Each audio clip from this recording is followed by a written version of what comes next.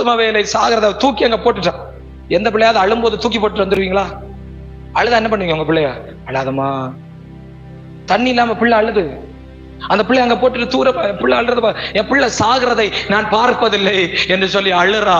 கர்த்தரை நோக்கி மனுஷனை தேடல. ஆபிரகாம் ஆகாரை கைவிட்டு விட்டான்.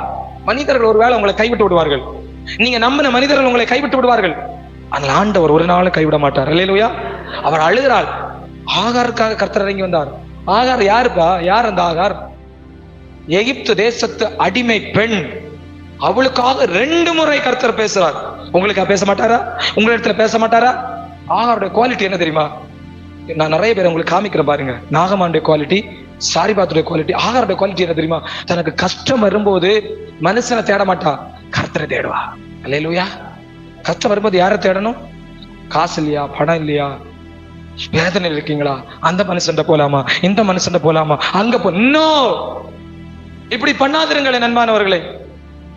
முழங்கால் படிட்டு ஆகார் அழுறாயா, பிள்ளைகள் சாகிறத நான் பார்ப்பதில்லை.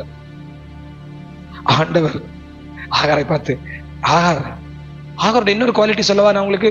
சாராள்கிட்ட இருந்து ஓடி வந்தால கன்சீவா இருக்கும்போது, அப்போது தேவதூதன் வந்து சொல்றேன், சாராளின் அடிமை பெண்ணாகி ஆகாரே, எங்க இருந்து வருகிறாய், எங்கே போறாய்? சொல்ல, ஆண்டவரே அவன் கொடுமையா வேலை வாங்குறாண்டவரே, திரும்பி போய் அவளிடத்துல அடங்கிரு.